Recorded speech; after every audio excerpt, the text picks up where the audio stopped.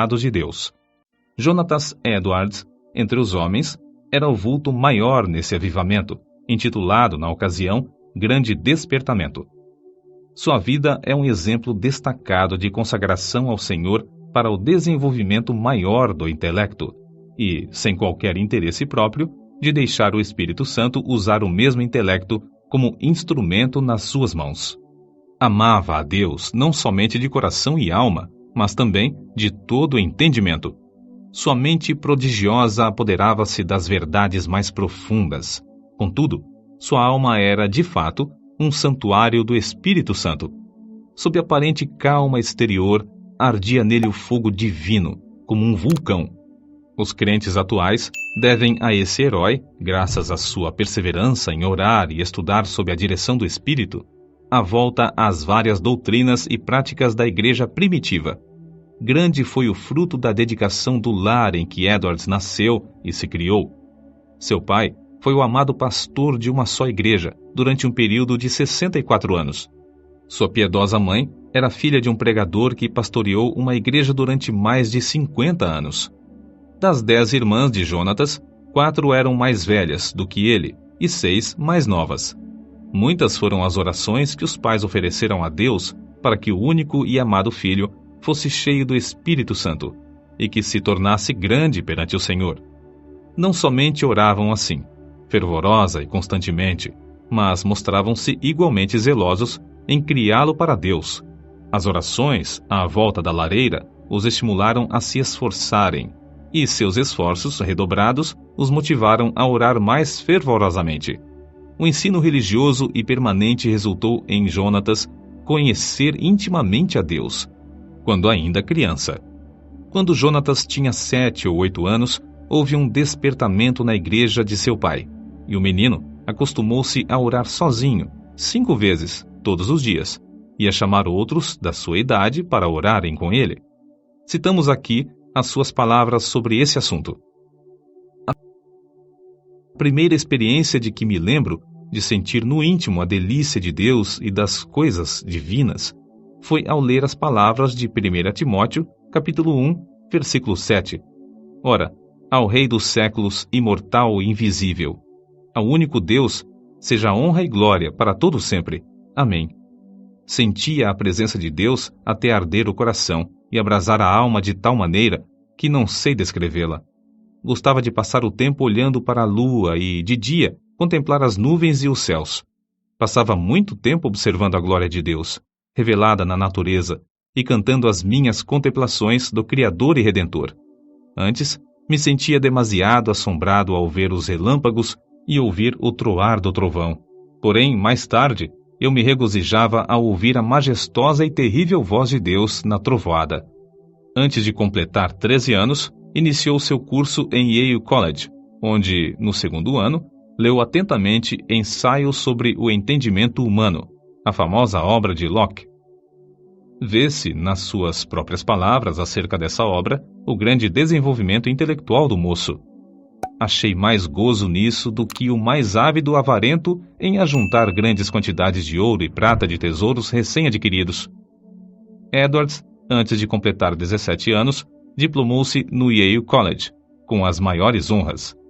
Sempre estudava com esmero, mas também conseguia tempo para meditar na Bíblia diariamente. Depois de diplomar-se, continuou seus estudos em Yale durante 2 anos e foi então separado para o ministério. Foi nessa altura que seu biógrafo escreveu acerca de seu costume de dedicar certos dias para jejuar, orar e examinar-se a si mesmo.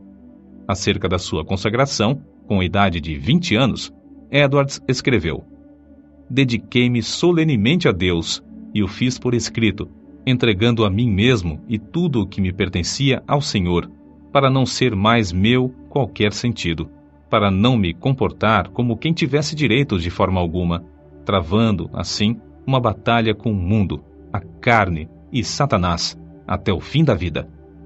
Alguém assim se referiu a Jonatas.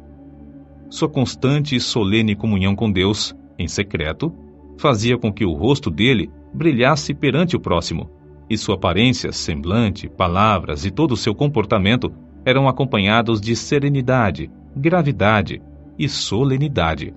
Aos 24 anos, casou-se com Sarah Pierrepont, filha de um pastor, e desse enlace nasceram, como na família do pai de Edwards, 11 filhos. Por ocasião do grande despertamento, ao lado de Jonatas Edwards, estava o nome de Sarah Edwards, sua fiel esposa e ajudadora em tudo. Tal qual seu marido, ela nos serve como exemplo de rara intelectualidade. Profundamente estudiosa, inteiramente entregue ao serviço de Deus, ela era conhecida por sua santa dedicação ao lar, pelo modo de criar seus filhos e pela economia que praticava, movida pelas palavras de Cristo, para que nada se perca. Mas, antes de tudo, tanto ela como seu marido eram conhecidos por suas experiências com a oração. Faz-se menção, destacada, de um período de 3 anos, especialmente, durante o qual, apesar de gozar de perfeita saúde, ficava repetidas vezes sem forças por causa das revelações do céu. A sua vida inteira foi de intenso gozo no Senhor. Jonatas Edwards costumava passar 13 horas todos os dias, estudando e orando. Sua esposa também o acompanhava na oração, diariamente. Depois da última refeição, ele deixava toda a lida a fim de passar 1 hora com a família. Mas que doutrinas a igreja havia esquecido e que Edwards começou a ensinar e a observar de novo com manifestações tão sublimes? Basta uma leitura superficial para descobrir que a doutrina a qual deu mais ênfase foi a do novo nascimento, apresentando-a como uma experiência certa e definida, em contraste com a ideia da Igreja Romana e de várias denominações. O evento que marcou o começo do grande despertamento foi uma série de sermões feitos por Edwards sobre a doutrina da justificação pela fé, que fez os ouvintes sentirem a verdade das Escrituras. O foco de seus sermões era de que toda a boca ficará fechada no dia do juízo, e que não há coisa alguma que, por um momento, evite que o pecador caia no inferno, senão o bel prazer de Deus. É impossível avaliar o grau do poder de Deus derramado para despertar milhares de almas para a salvação, sem primeiro nos lembrarmos das condições das igrejas da Nova Inglaterra e do mundo inteiro nessa época. Quem até hoje não se admira do heroísmo dos puritanos que colonizaram as florestas da Nova Inglaterra? Passara, porém, essa glória e a igreja, indiferente e cheia de pecado, encontrava-se face ao maior desastre. Parecia que Deus não queria abençoar a obra dos puritanos, obra que existiu unicamente para a sua glória. Por isso, no mesmo grau em que havia coragem e ardor entre os pioneiros, houve entre os filhos perplexidade e confusão. Se não pudessem alcançar de novo a espiritualidade, só lhes restava esperar o juízo dos céus. O famoso sermão de Edwards, Pecadores nas mãos de um Deus irado, merece menção especial. O povo, ao entrar para o culto, mostrava um espírito leviano e mesmo de desrespeito diante dos 5 pregadores que estavam presentes. Jonatas Edwards foi escolhido para pregar. Era homem de 2 metros de altura, seu rosto tinha aspecto quase feminino e o corpo magro de jejuar e orar. Sem quaisquer gestos, encostado num braço sobre a tribuna, segurando o manuscrito na outra mão, falava com voz monótona. Discursou sobre o texto de Deuteronômio, capítulo 32, versículo 35, ao tempo em que resvalara o seu pé. Depois de explicar a passagem, acrescentou que nada evitava, por um momento, que os pecadores caíssem no inferno, a não ser a própria vontade de Deus, que Deus estava mais encolerizado com alguns dos ouvintes do que com muitas pessoas que já estavam no inferno, que o pecado era como um fogo encerrado dentro do pecador e, com a permissão de Deus, pronto a transformar-se em fornalha de fogo e enxofre, e que somente a vontade do Deus indignado os guardava da morte instantânea. Prosseguiu então, aplicando o texto ao auditório. Aí está o inferno com a boca aberta. Não existe coisa alguma sobre a qual vós vos possais firmar e segurar. Entre vós e o inferno existe apenas a atmosfera. Há atualmente nuvens negras da ira de Deus pairando sobre vossas cabeças, predizendo tempestades espantosas com grandes trovões. Se não existisse a vontade soberana de Deus, que é a única coisa para evitar o ímpeto do vento até agora, Seríeis destruídos, e vos tornaríeis como a palha da eira. O Deus que vos segura na mão sobre o abismo do inferno, mais ou menos como o homem segura uma aranha ou outro inseto nojento sobre o fogo, durante um momento, para deixá-lo cair depois, está sendo provocado em extremo. Não há que admirar se alguns de vós, com saúde e calmamente sentados aí nos bancos, passarem para lá antes de amanhã. O resultado do sermão foi como se Deus arrancasse um véu dos olhos da multidão para contemplar a realidade e o horror da posição em que estavam. Nessa altura, o sermão foi interrompido pelos gemidos dos homens e os gritos das mulheres. Quase todos ficaram de pé ou caídos no chão. Foi como se um furacão soprasse e destruísse uma floresta. Durante a noite inteira, a cidade de Enfield ficou como uma fortaleza sitiada. Ouvia-se em quase todas as casas o clamor das almas que, até aquela hora, confiavam na sua própria justiça. Esperavam que, a qualquer momento, o Cristo descesse dos céus com os anjos e apóstolos ao lado, e que os túmulos entregassem os mortos que neles havia. Tais vitórias contra o reino das trevas foram ganhas de joelhos. Edwards não abandonara nem deixara de gozar os privilégios das orações, costume que vinha desde a meninice. Continuou a frequentar também os lugares solitários da floresta, onde podia ter comunhão com Deus. Como exemplo, citamos a sua experiência com a idade de 34 anos, quando entrou na floresta a cavalo. Lá, prostrado em terra, foi-lhe concedido ter uma visão tão preciosa da graça, amor e humilhação de Cristo como mediador, que passou 1 hora vencido por uma torrente de lágrimas e pranto. Como era de esperar, o maligno tentou anular a obra gloriosa do Espírito Santo no grande despertamento, atribuindo tudo ao fanatismo. Em sua defesa, Edwards escreveu: Deus, conforme as Escrituras, faz coisas extraordinárias. Há motivos para crer, pelas profecias da Bíblia, que sua obra mais maravilhosa seria feita nas últimas épocas do mundo.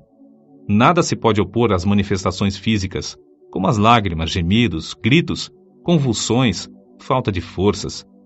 De fato, é natural esperar, ao nos lembrarmos da relação entre o corpo e o espírito, que tais coisas aconteçam.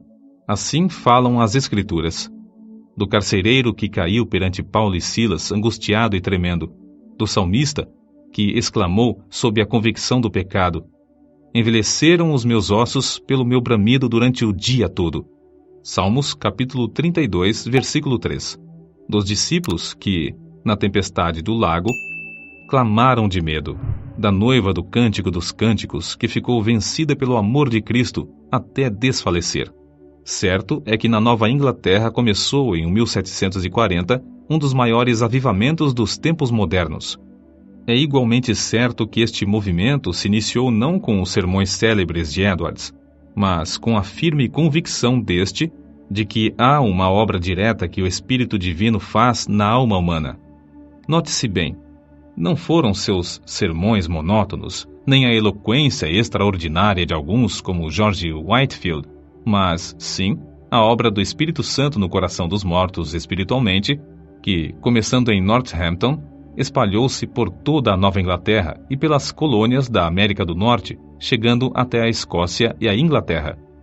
No meio de uma época da maior decadência, a Igreja de Cristo, entre a população escassa da Nova Inglaterra, despertou e foram arrebatadas de 30 a 50 mil almas do inferno, durante um período de 2 a 3 anos.